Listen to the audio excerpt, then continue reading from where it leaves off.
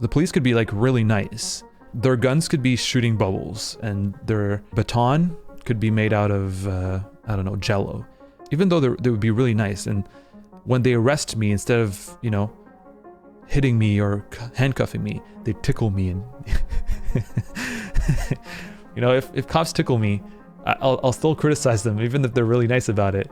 Well, actually, you know what? This is the perfect time to actually save myself from accusations of being an FBI plant, because there's a video I wanted to look over that's critical of cops, and I think it's a good video to introduce people to the criticism of the police.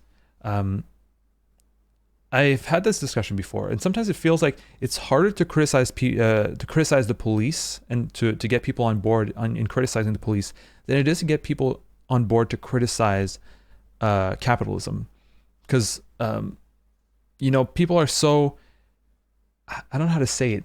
The cop realism is really strong in a lot of people. And if you criticize cops, then what you're advocating for is for criminals to just roam around, right?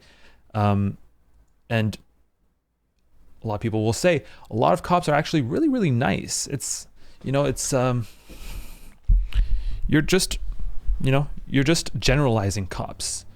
So all of that to say, I think there's a really good video out there that might be the best to initiate people. And it's a very short video to initiate people to criticizing cops, or having adopting a systemic critique of the police.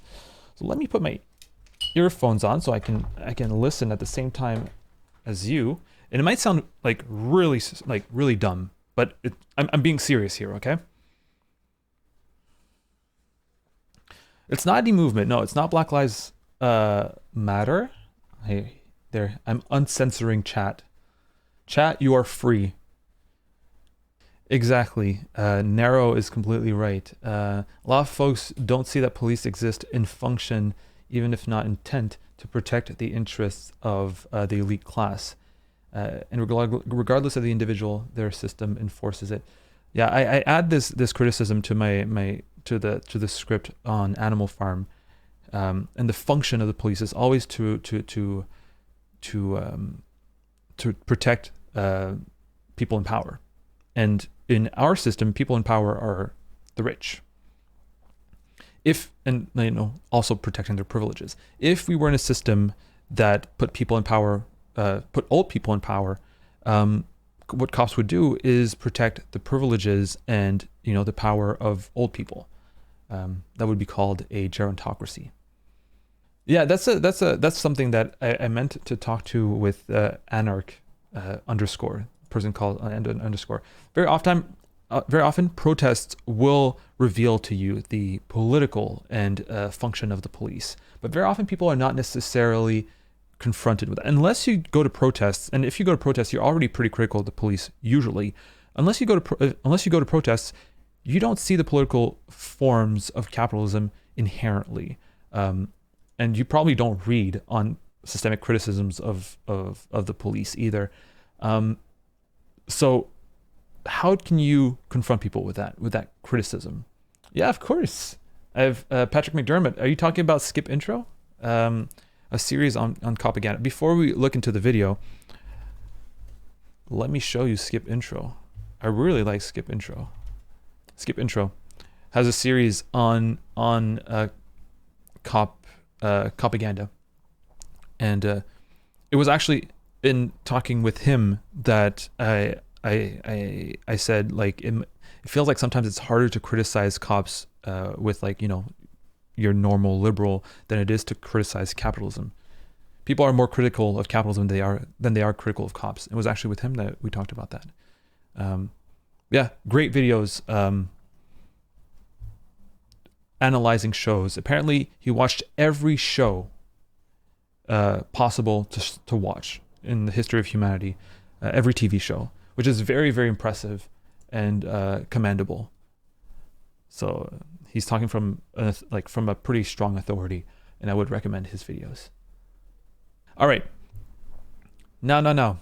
Let's go back to what we were talking about. What we were talking about was the best way to introduce the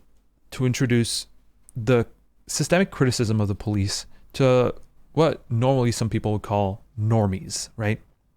People who don't go to protests, so they don't see the political function of the police in action, or people who they might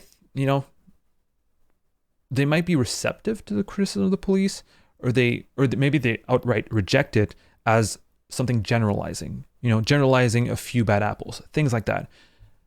So enough with the suspense. I believe this video. Whoops.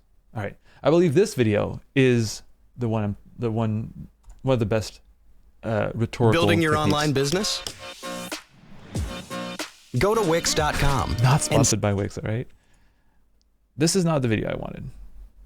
It's the latest comment, Elias, saying, in school, our philosophy teacher made a poll about if they would do crimes if they wouldn't be punished for it, and most of them answered with yes. And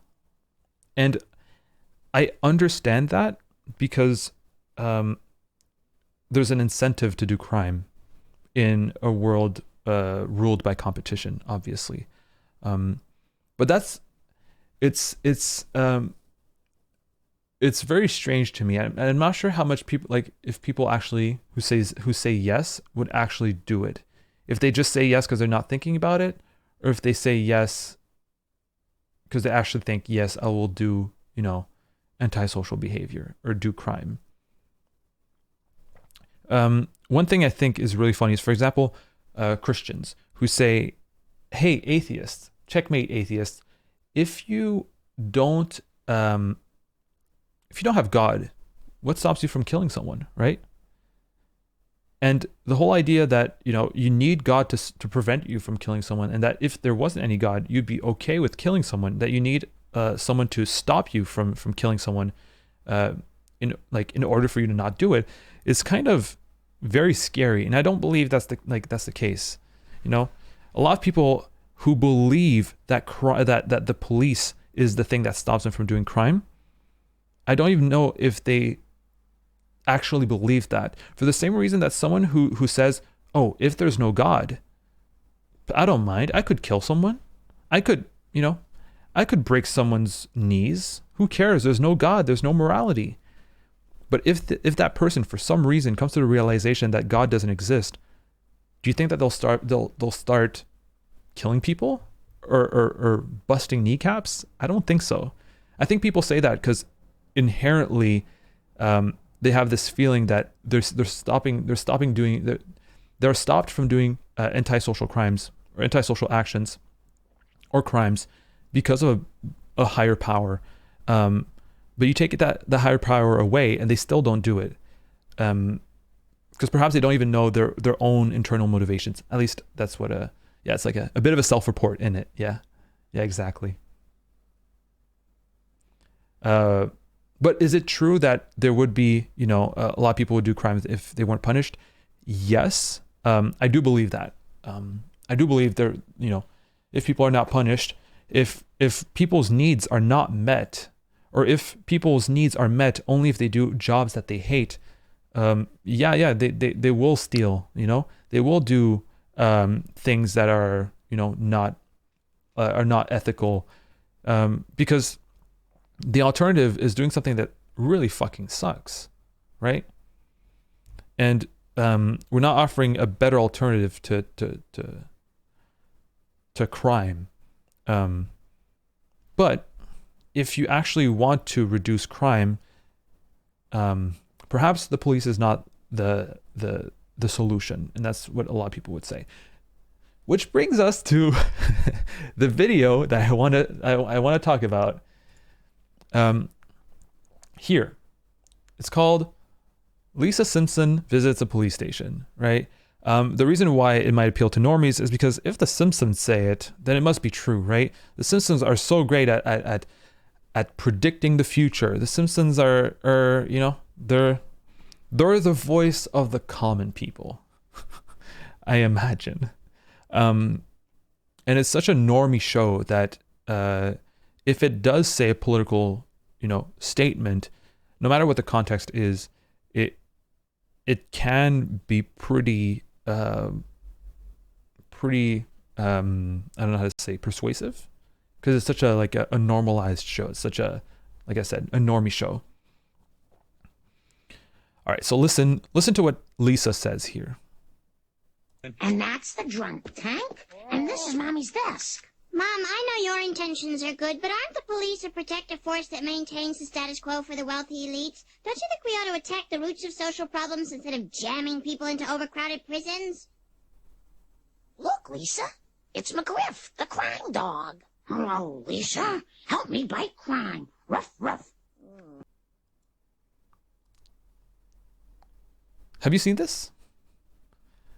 If you haven't seen this segment, this is actually really, really good, I feel like. And for people who don't understand the criticism of the police, this can be a really, really good introduction to it.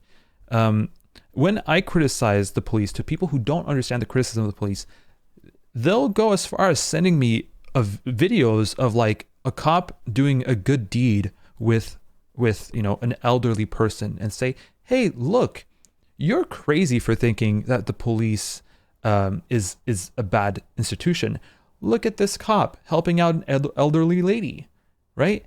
And this betrays a misunderstanding of the argument, that they're just not willing to listen. And that's why I think this video is good, because it's Lisa Simpson saying it, right?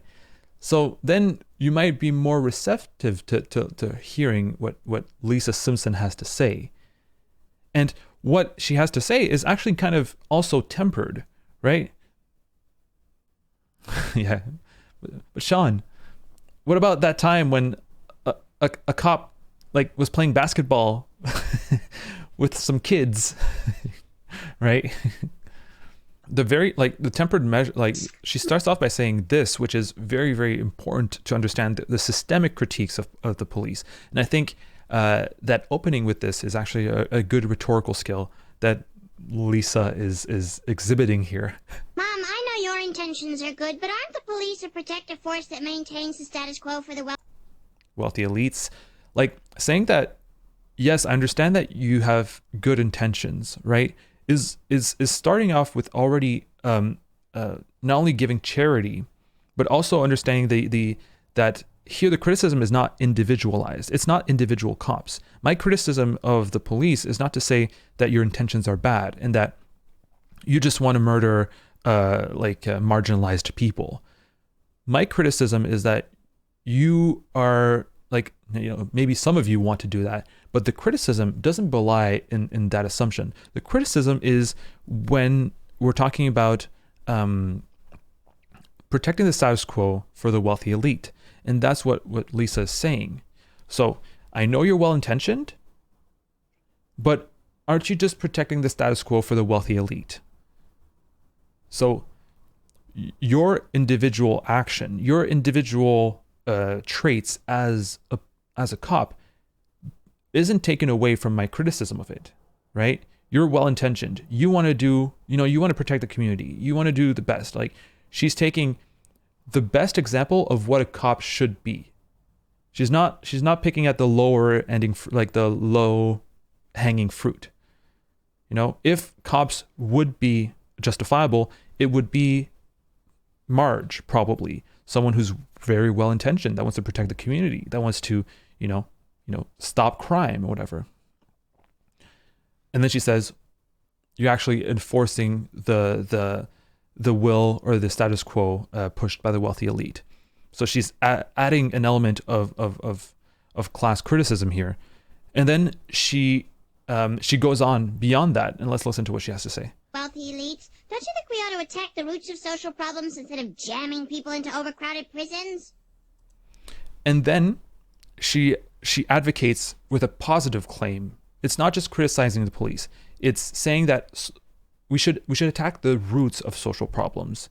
And by saying that, she's implying that cops aren't doing that, which they aren't. You're not attacking the roots of the social problem, which crime is a symptom of a social problem, what you're doing is just overcrowding overcrowding prisons with people who are who are symptoms of, or whose behavior or actions are symptoms of that social problem. So perhaps we can, I'm doing this as we go along, but perhaps we can break down Lisa's criticism, which is like 12 seconds maybe, into giving charity to individual cops, giving a systemic criticism of the cops, and then giving a solution. All of that in 10 minutes. Lisa is not only based, but is a rhetorical master in this instance. And perhaps many of you who have tried to either convince family members or just, maybe not random people, but friends or whatever, that cops are bad, and you give this insightful critique as Lisa has in the last 10 seconds, and you've been a rhetorical master as she has been, you often get answers of this sort. Look, Lisa, it's McGriff, the crime dog. Oh, Lisa, help me bite crime. Ruff. And at least I get that. It's super frustrating, but what do you want to do about it? This is like the answer of someone who's in denial that to stop crime, you don't need repressing measures, but you need preventive measures. You need to attack roots of social problems to prevent crime. But they don't want to hear that because that would threaten their function, right? And that any criticism of the police should be bad. You can't really accept that, especially when it's systemic. So here what you have is completely ignoring the criticism, but also using, basically propaganda. Either it's McGriff, either it's cops playing basketball, either it's cops helping an old lady in the middle of the road, or whatever that is. I don't know which episode that's from. I don't know what to do, what to put. Has said season 6, episode 23. I don't know if that's the one that it's from. But if you want to look up the whole episode, perhaps we'll make I'll make a 1 hour video essay on this scene, on this episode, the politics of Simpsons. But don't wait on that. I don't think I'm joking. I'm not going to do that. But I thought it was really is an important, not important exercise, but an interesting one to do with people, because perhaps you can use that as a rhetorical tool. Maybe the process that Lisa goes through, or through that video in itself. When I'll start doing that when it's more like online. If people send me propaganda, if people just ignore my criticism, my systemic criticism of the police, I'll send them this image. I've done it before. I'll just send them this image. Out of context, it doesn't mean much, but I know what it means. And if they ask about it, I can send the video. And I feel like that video is pretty strong. It's 20 seconds. You don't need more. And it's pretty evocative, I believe. Someone said the police is the tool of the government. The more liberal / democratic the regime equals better the police, which I gotta disagree with. My criticism is not if the police is better, because I would tend to agree with you that the police can probably tend to be better in a democratic society, just in the fact that it's less it can have more barriers to it, and its power might be more constrained than it could be, like, let's say, in a dictatorship or a totalitarian regime. But it's still protecting the interests of the ruling class, and that's where like lies the criticism of the police for me. The police could be like really nice. Their guns could be shooting bubbles, and their baton could be made out of I don't know, Jello.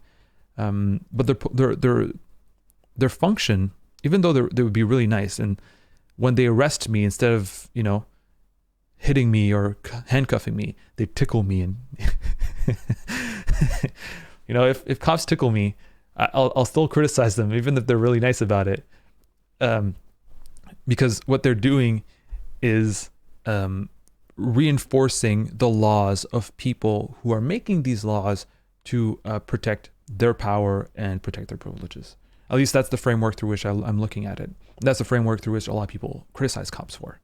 Public safety can be ensured by the community.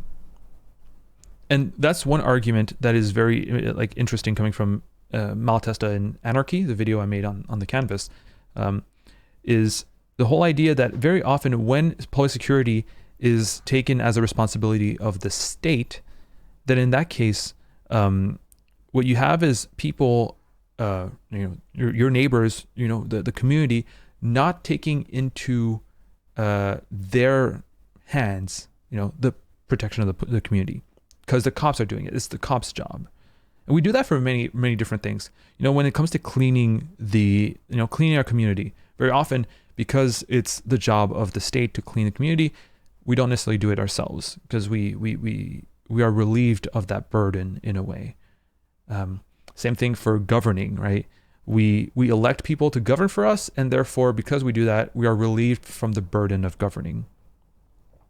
So there's the idea that yes, right now, if there was no cops, people wouldn't necessarily defend their community because they haven't developed that not only that solidarity, but that responsibility, because the state has been taking it for so long. But I think it is possible for the community to take that responsibility, and I think it will be needed. Someone when I said that, someone said what I want is vigilante justice, and I think there's a difference between vigilante justice and community justice or community protection. Because what I was saying is that vigilante justice is a situation where both the state and the community can't protect the community against crime. So what you have is one person taking it into their own hands. But very often, vigilante justice is equally criticized by people as we criticize cops, because vigilante justice and cops do the same thing. They respond to crime without trying to actually prevent it or actually trying to defeat it. They just respond to it. I think that, for example, in America, even though there's a whole lot of police, people still are not feeling safe. And because they don't feel safe, a lot of them will rely on vigilante justice for themselves, or at least in terms of protection. How many Americans will sleep with a gun under their pillow? I don't know, because I'm not in America, but I know a lot. the stereotype of people sleeping with a gun under their pillow, always being on the lookout for home invasions and stuff like that. That's actually something that a lot of people are afraid of. And that comes from them feeling not feeling safe with the job of cops, right? Or feeling, not feeling like cops can actually make them safe. And there's this paradox, right? A lot of Americans will love cops and will want the cops' budgets to go up and will defend the police, the people in blue, whatever. But at the same time, recognize that they're not safe because they always need a fucking gun with them when they go to bed or when they're home or sometimes when they're outside of their house. They recognize that cops actually don't help. Would someone who sleeps with a gun under their pillow in Texas or whatever, do they feel safer do they feel safer than someone like me who lives in Canada? Do they feel safer with a gun? Yes, they do. But do they feel safer with a bigger police force? They definitely do have a bigger police force than we do here. I haven't checked the statistics, but I'm willing to assume that it is. But they don't feel safer with the cops. They feel safer with their guns. All that being said, cops don't really protect, and conservative behavior kind of confirms that. If conservative behavior confirms that, I feel like it's the best example. If conservatives say that the police is not enough to keep them safe. We have come to a consensus, boys and gals and people in between.